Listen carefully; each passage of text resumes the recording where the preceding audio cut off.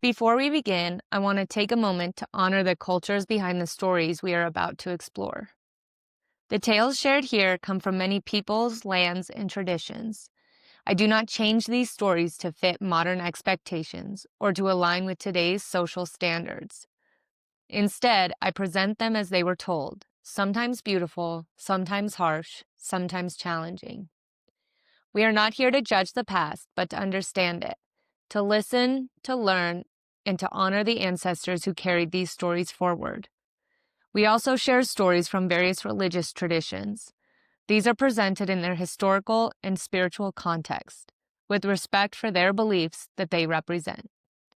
Every culture deserves respect, context, and acknowledgement, and this space is dedicated to doing exactly that.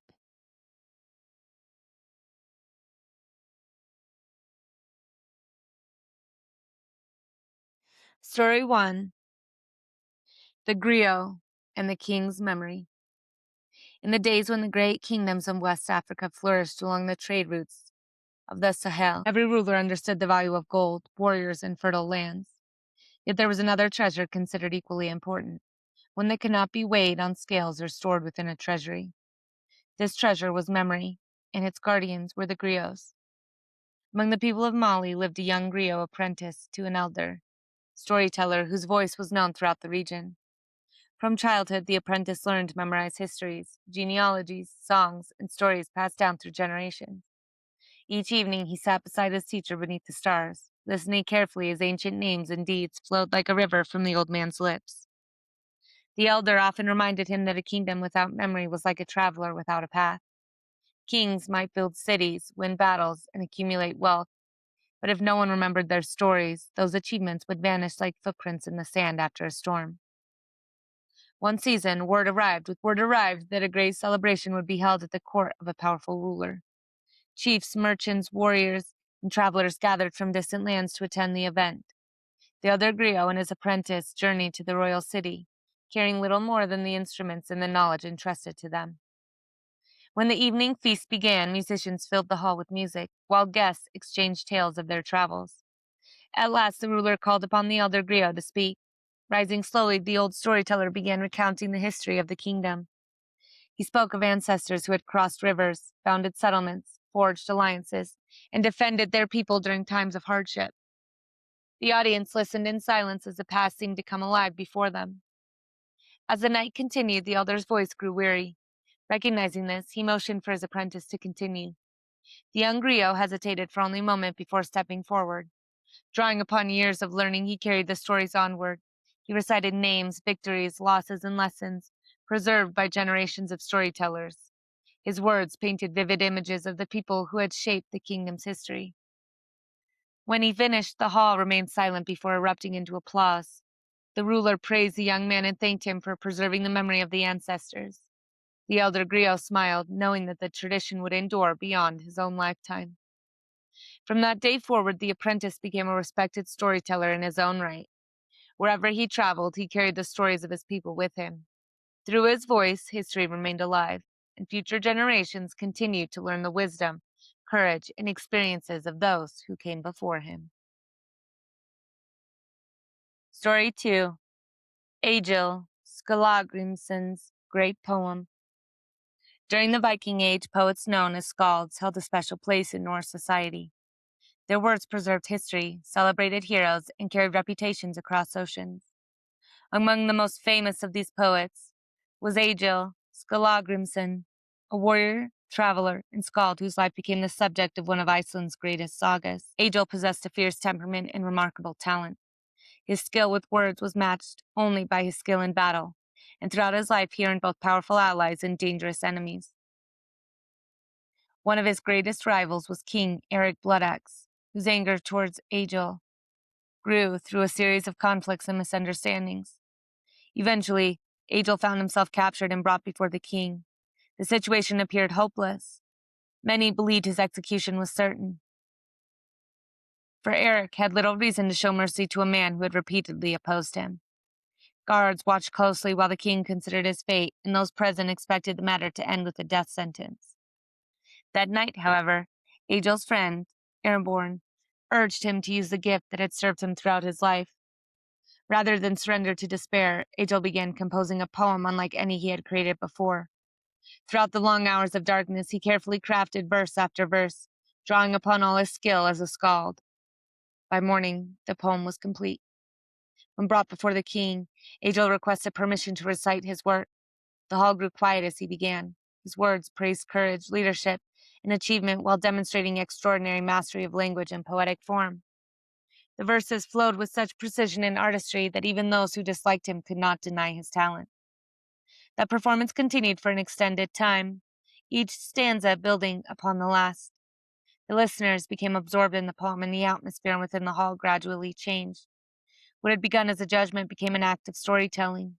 Through his words, Egil reminded everyone present of the power that poetry held within Norse culture. When the final lines were spoken, silence filled the hall.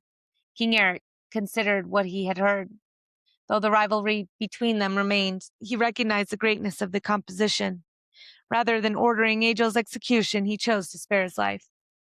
Thus, a poem accomplished what weapons could not. Egil departed with his freedom intact, and the work he created became one of the most celebrated examples of skaldic poetry. Generations later, the story continues to be told as evidence of the extraordinary influence that words can possess when placed in the hands of a gifted storyteller. Story 3. Coyote Steals the Fire. Long ago, before fire belonged to the people, the world was a colder and darker place. Nights stretched across the land with biting winds, and families gathered close together for warmth. Food could not be cooked, and the comfort of a glowing hearth was unknown. Though many creatures wished to possess fire, it was guarded jealously by powerful beings who kept it for themselves and refused to share it with others. Among the animals lived Coyote, a clever trickster known for his curiosity and resourcefulness. He wandered widely across the world and often found himself involved in adventures that brought both trouble and unexpected wisdom. One day, while traveling through distant lands, Coyote discovered where the fire was hidden. It burned brightly within the possession of powerful fire beings who watched over it day and night. When Coyote returned, he told the other animals what he had seen. They gathered together to discuss the problem. Everyone agreed that fire would greatly benefit the people and the creatures of the earth, but no one knew how to obtain it. The guardians were too strong to fight directly, and any attempt to steal the fire would surely bring pursuit. After much discussion, the animals devised a plan. Coyote would use his cunning to seize the fire, while the other animals would help carry it across the land. Each creature would play a role, passing the precious flame from one another until it reached a safe place far from the guardians. The day arrived. Coyote approached the fire beings and distracted them with conversation and tricks. At the perfect moment, he snatched a burning branch and ran. Cries erupted behind him as the guardians realized what had happened. They gave chase immediately, racing after the thief with great speed and anger. Coyote ran until the heat of the branch became too much to bear. Then he passed it to another animal waiting along the route. The flame moved from creature to creature. Squirrel carried it for a time, but the fire scorched his tail. Rabbit took a turn and narrowly escaped capture. One by one, the animals fulfilled their roles, each sacrificing something in service of the mission. The chase continued across the valleys, forests, and rivers. Whenever the pursuers came close, another animal darted forward to carry the fire onward. At last, the burning branch reached the place of safety. The guardians, exhausted and defeated, could pursue no farther. From that day forward, fire belonged to the world. People learned to cook their food, warm their homes, and gather around glowing flames to share stories and wisdom. The animals were remembered for their bravery, and the marks some carried from the journey became reminders of their role in bringing one of the world's greatest gifts to humanity. Story 4. Homer and the Song of Heroes. In ancient Greece, long before stories were written into books, history and legend traveled from place to place through the voices of poets. These singers, often called bards, wandered between cities and gathered audiences in marketplaces, noble halls, and festival grounds. Through memory and performance, they preserved tales of heroes, gods, wars, and distant ages that might otherwise have been forgotten. Among these storytellers, none became more famous than Homer. Tradition remembers him as a blind poet whose songs shaped the imagination of generations. Whether he was one man, several poets, or the symbolic name of a larger tradition remains a matter of debate. But the stories associated with him become some of the most beloved in the ancient world. The tale tells that Homer traveled from community to community, carrying no treasure greater than his memory. Wherever people gathered, they invited him to speak. Villagers paused their work, merchants set aside their trade, and warriors listened quietly as the bard began to sing. His voice brought distant worlds to life. Through his words, listeners stood beside Achilles before the walls of Troy and sailed with Odysseus across dangerous seas. One evening, after arriving in a coastal settlement, Homer found a crowd gathering near the harbor. Fishermen had returned from the sea, travelers rested from long journeys, and families assembled beneath the fading light of sunset. The people asked the poet for a story, and Homer agreed. As darkness settled over the shore, the bard began his song. He spoke of courage tested by hardship, friendships forged in battle, and homes longed for across great distances. His verses unfolded slowly, carrying listeners into a world where heroes faced impossible choices, and the gods themselves influenced mortal lives. The audience became silent except for the sound of the sea beyond the harbor. Hours passed unnoticed. Children leaned forward to hear every word. Elders nodded at familiar passages, and travelers found themselves transported by the images the poet created. The story was not merely entertainment. It connected people to their shared heritage and reminded them of values they hoped to pass to future generations. When the song finally ended, the listeners sat quietly for a moment before offering their thanks. Though no battle had been fought, no treasure discovered, something valuable had been given. Through storytelling, memory had been preserved, wisdom had been shared, and people had been united by a common narrative. For centuries afterwards, stories associated with Homer continued to be recited throughout the Greek world. The bard became a symbol of the storyteller's craft, demonstrating that words possess the power to carry history across generations and transform memory into something that endures long after a voice has fallen silent. Daily Thread for June 23rd, The Storyteller. Stories have always been among humanity's oldest gifts. Long before books were written, people gathered around fires, beneath stars, within homes, and in the great halls to share experiences, wisdom, history, and imagination through spoken words. A story can preserve a memory long after those who lived it are gone. It can carry lessons across generations, connect strangers through shared understanding, and offer comfort during times of uncertainty.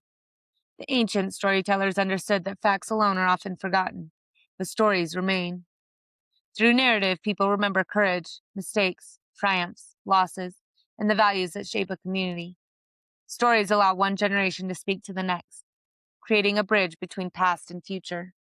They help people make sense of change, find meaning in hardship, and recognize common experiences hidden beneath different cultures and traditions.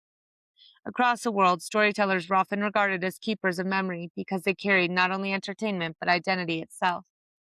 Every person also becomes a storyteller in their own way. Through the choices they make, the relationships they build, and the experiences they share, they contribute to the larger narrative of their family, community, and world. The stories we tell about ourselves influence how we understand our lives, while the stories we share with others can encourage, heal, teach, or inspire. The old traditions remind us that wisdom is rarely passed forward through instruction alone. It is carried through stories that allow people to see themselves reflected in the journeys of others. In the end, a story's greatest power may be its ability to transform experience into understanding and memory into meaning.